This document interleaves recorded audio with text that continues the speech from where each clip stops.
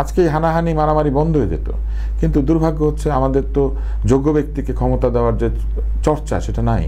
এখানে যিনি হাত পা টিপে দেন তিনি ক্ষমতা পান, কিন্তু যে চিকিৎসাটা বাংলাদেশে হয় সেটা এখানে না করে আপনি যখন বিদেশে চলে যান, এটা আসলে এক ধরনের, আমি বলবো যে দেশপ্রেমহীনতা অথবা এক ধরনের আর্থিক অপচয়। তো আমার মনে হয় যে রোগীদেরকে যদি আমরা বোঝাতে সক্ষম হই যে কিছু কিছু চিকিৎসা আছে যেটার জন্য বিদেশে যাওয়ার প্রয়োজন নাই, তাহলে এটা কমবে। আর আমাদের দেশে ক্যান্সার ট্রিটমেন্টের যে সুবিধা সেটা অনেক কম। এই জন্য আপনি দেখবেন যে অধিকাংশ ক্যান্সার রোগী বিদেশে চলে যায়, কারণ চলে গেলে তারা সেখানে দ্রুত চিকিৎসাটা পায়। আরেকটি এই ধরনের বিষয় রয়েছে ইনফার্টিলিটি। আমাদের এখানে এখনও ইনফার্টিলিটির যে ট্রিটমেন্ট সেটা সংখ্যায় কম। আমাদের এখানে অত্যন্ত উপযুক্ত ডাক্তার আছে, কিন্তু তারপরে তারা বিদেশে যেমন ঠকে, লাখ লাখ টাকা খরচ করে পড়ে যায়, তারপরে বেবি হয় না, চলে আসে, ঠকে আসে। এই ঠকানোর প্রক্রিয়া সবচেয়ে বেশি হচ্ছে আমাদের পাশের দেশে হচ্ছে। মানুষ অনেক সময় প্রশ্ন করে আব্দুল নূর তুষার বসে বসে কি করে। বাংলাদেশে বহু পরিবর্তন আছে, যে পরিবর্তনের সঙ্গে আমি পেছনে বসে কাজ করি। আমার এই অভ্যাস নাই যে ধরেন আমি কি করি এটা মানুষকে বলা। আমি সবচেয়ে ভালো পারি হচ্ছে কথা বলতে, এই জন্যই তো আমি বাংলাদেশের একজন সেরা উপস্থাপক, এবং এটা বলতে আমার কোনো দ্বিধা নাই। আমি তো জানি আমি কি।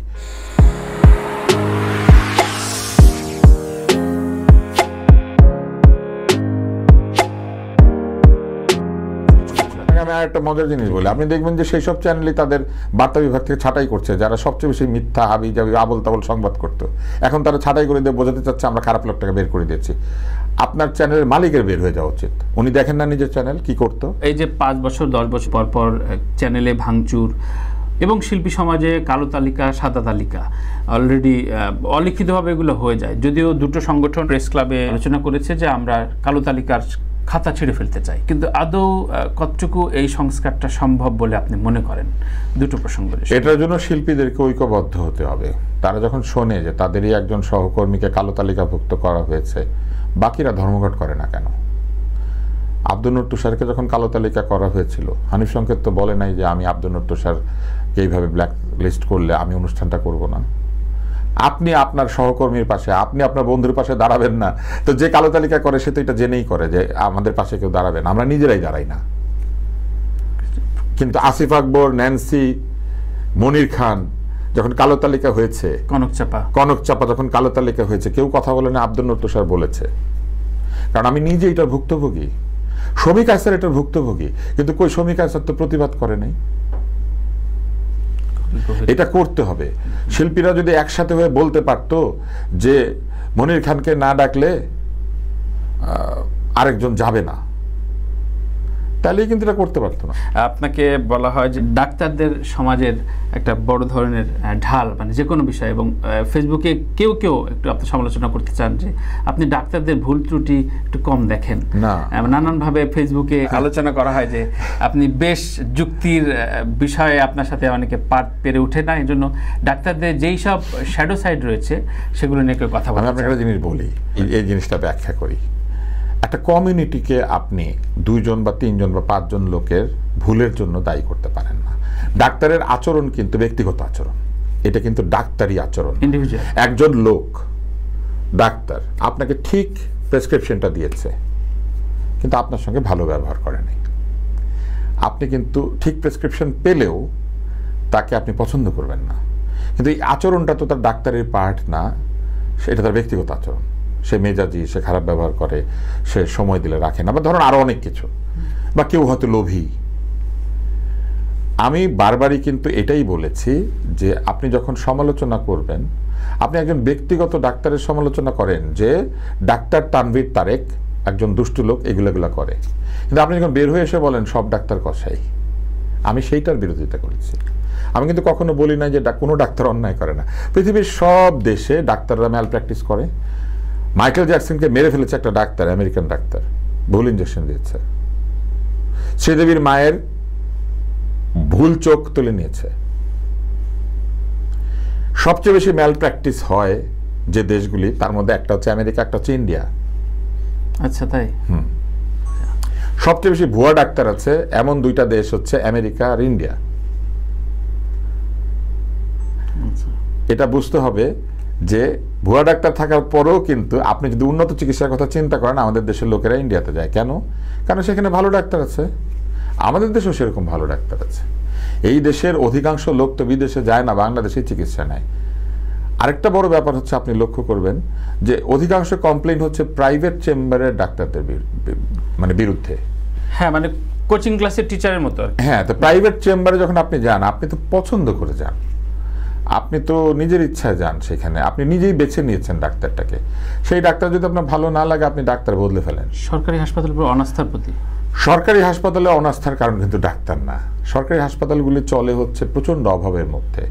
ডাক্তারের বসার জায়গা নাই, ডাক্তারের বাথরুম না। একটা গবেষণা করেছি আমি নিজে, আমার এক ছোট ভাই আছেন ডাক্তার খালেকুজ্জামান, তাকে রোমেন রায়হান হিসেবে আপনারা সবাই চেনেন, তাকে দিয়ে গবেষণাটা আমরা করিয়েছি। আমি নিজে গিয়ে তাকে বলেছি গবেষণাটা করো, এবং সে খুব চমৎকার একটা গবেষণা করেছে। সেই গবেষণা পরিষ্কার দেখা গেছে ডাক্তারের বাথরুম নাই, ডাক্তারের বসার চেয়ার নাই, ডাক্তারের টেবিল নাই, ডাক্তারের বাসস্থান মানে থাকার উপযোগী না, ডাক্তারের নিরাপত্তা নাই, ডাক্তারকে লোকাল লোকজন এসে অ্যাবিউজ করে, মানে গালিগালাজ করে, প্রহার করে, এবং ডাক্তার যে প্রাইভেসি দিয়ে রোগী দেখবে সেটার উপায় নাই। একসঙ্গে 25-30 জন ডাক্তারের মধ্যে ঢুকে পড়ে, এবং ডাক্তারের একটা বড় কাজ হচ্ছে সার্টিফিকেট অ্যাটেস্ট করা। সেটা না করলে ডাক্তারকে লোকাল লোকজন গালিগালাজ করে।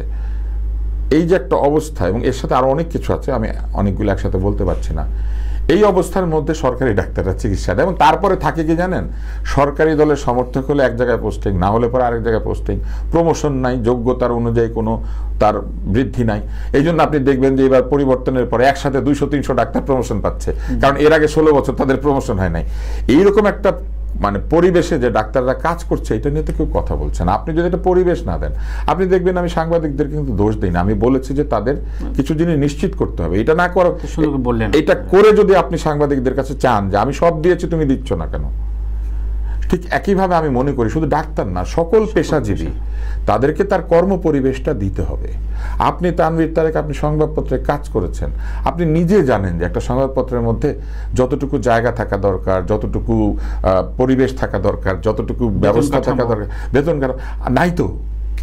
এখন ডাক্তারদের বেলা আমি এটা কেন একটু সোচ্চার, আমি নিজে এটার ভুক্তভোগী, আমি ব্যাপারটা নিজে দেখেছি যে আমার উপর হয়েছে। এবং আরেকটা বিষয় হচ্ছে যে ডাক্তাররা যেহেতু একটা কমপ্লিকেটেড কাজ করেন, এবং একটা এমন একটা কাজ করেন যেটা সবাই বোঝে না, যে বোঝে তারই বলা উচিত যে তাদের অধিকারের জন্য। যেমন আমি সাংবাদিকদের অধিকারের জন্য সংগ্রাম করতে পারি, সমব্যথী হতে পারি, কিন্তু আমি সরাসরি তো আসলে ঠিক সাংবাদিক না, মানে আমি তো মাঠে গিয়ে রিপোর্ট করি না। কিন্তু আমার চেয়ে বরং বেশি ভালো হবে যদি একজন সাংবাদিক, একদম প্রফেশনাল, এইটার নেতৃত্ব দেয়। আমি এই জন্য ডাক্তারিটার জায়গায় বলেছি, এই জন্য যে আমি ডাক্তারিটা নিজে করেছি। যেমন ইভ্যালি ব্যবসা, আমি নিজে ব্যবসা করেছি। আমি যখন শেয়ার মার্কেট নিয়ে লিখেছি, আমি নিজে শেয়ার মার্কেটে টাকা খাটিয়েছি। তো আমি যে জায়গাগুলি করেছি, বুঝেছি, আমি সেটা নিয়ে কথা বলেছি। আমি 20 বছরের বেশি, সেই 2001 সাল থেকে আমি কম্পিউটার সমিতির মেম্বার। আমি কম্পিউটারের এই যে পুরো বিষয়াবলী, এটার সঙ্গে অনেক গভীরভাবে যুক্ত।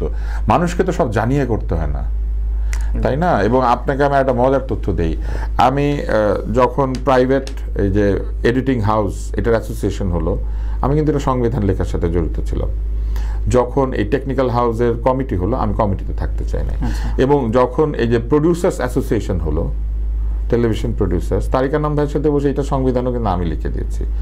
আমি এরকম অন্তত 4টা প্রফেশনাল অর্গানাইজেশনের সংবিধান লিখে দিয়েছি। এবং আমি প্রথমেই নিশ্চিত করেছি যে 2বারের বেশি কেউ প্রেসিডেন্ট থাকতে পারবে না, কারণ ক্ষমতাকে আঁকড়ে ধরে থাকতে গেলেই সংগঠনগুলি নষ্ট হয়। এবং এই ধরনের অনেক প্রতিষ্ঠানকে আমি নেতৃত্ব দিয়েছি। আপনি নিজে একটা সংগঠনের মধ্যে আছেন যেখানে আপনারা আমাকে নেতা হিসেবে বেছে নিয়েছেন। আপনি লক্ষ্য করবেন যে আমি আমার মতামত কখনো চাপাই না, আমি শুনতে থাকি, চুপ করে বসে থাকি। লিডারের দায়িত্বই হচ্ছে সবার কথা শোনা। এবং আমি ডাক্তারদের জন্য বলি যে এটার জন্য আমি এটা বলা বন্ধ করবো না, কিন্তু আপনি নিশ্চিত থাকেন আমি ডাক্তারদের কোনো অন্যায়কে সমর্থন করি নাই। যেমন এইবারও আমি একটা লাইভ দিয়েছি কয়েকদিন আগে, এবং সেই লাইভের মধ্যে আমি বলেছি যে ডাক্তাররা যে কাজগুলি করছে এটা খুব খারাপ দেখা যাচ্ছে। 16 বছর প্রমোশন ট্রান্সফার আপনি পান নাই, অপেক্ষা করতে পেরেছেন, এখনই ঝাঁপিয়ে পড়ে প্রথমেই এই দাবিটা না করে ডাক্তারদের যেটা করা উচিত ছিল সেটা হচ্ছে মেডিকেল ব্যবস্থা সংস্কার দাবি করা উচিত ছিল। এই ব্যবস্থাটা সংস্কার হয়ে গেলেই কিন্তু ভবিষ্যতে কাউকে আর 16 বছর এই ট্রান্সফার, পোস্টিং, প্রমোশন এগুলোর জন্য অপেক্ষা করতে হবে না। ওনারা সিস্টেমটা সংস্কার না চেয়ে ওনারা ঝাঁপিয়ে পড়েছেন নিজের প্রমোশনটা নেওয়ার জন্য, এবং আমি এটা সমালোচনা করেছি। রাইট, আমি দেখেছি এটা অনেকেই দেখেছে। অনেকের প্রিয় ডক্টর আসিফ নজরুল এর আগে থেকে বলে আসছেন যে উচিত হচ্ছে মন্ত্রী থেকে শুরু করে ভিভিআইপি তাদের বাংলাদেশের চিকিৎসা নেওয়া, তবেই বাংলাদেশের স্বাস্থ্য ব্যবস্থার সংস্কার হবে। এটাকে নিয়ে আবার বেশ মজা করেই মেহরাফুজ শাওন আবার শেয়ার দিয়ে লিখেছেন, এবার দেখতে চাই। না, যেটা লিখেছেন এটা সত্য, কিন্তু একজন ডাক্তার হিসেবে আমি মনে করি যে চিকিৎসা বাংলাদেশে ভালো আছে সেটা আপনি এখানে নেবেন। যদি এই চিকিৎসাটা আরও ভালো থাকে কোথাও এবং আরও অনেক ইকুইপমেন্ট, অনেক অ্যাডভান্স চিকিৎসা থাকে, আপনার আর্থিক সঙ্গতি থাকলে আপনি যাবেন, এখানে কেউ বাধা দেওয়ার কিছু নাই। কিন্তু যে চিকিৎসাটা বাংলাদেশে হয় সেটা এখানে না করে আপনি যখন বিদেশে চলে যান, এটা আসলে এক ধরনের, আমি বলবো যে দেশপ্রেমহীনতা অথবা এক ধরনের আর্থিক অপচয়। তো আমার মনে হয় যে রোগীদেরকে যদি আমরা বোঝাতে সক্ষম হই যে কিছু কিছু চিকিৎসা আছে যেটার জন্য বিদেশে যাওয়ার প্রয়োজন নাই, তাহলে এটা কমবে। আরেকটা বিষয় কিন্তু বাংলাদেশে আছে, আমাদের রোগীর তুলনায় আমাদের হাসপাতাল এবং বেড কিন্তু এখনো কম। ফলে কিছু মানুষকে বাধ্য হয়েই বিদেশে যেতে হয়, নইলে আপনাকে একটা অপারেশন কিংবা একটা সার্জারি বা চিকিৎসার জন্য অনেক সময় অপেক্ষা করতে হয়, বিশেষ করে ক্যান্সার। আমাদের দেশে ক্যান্সার ট্রিটমেন্টের যে সুবিধা সেটা অনেক কম।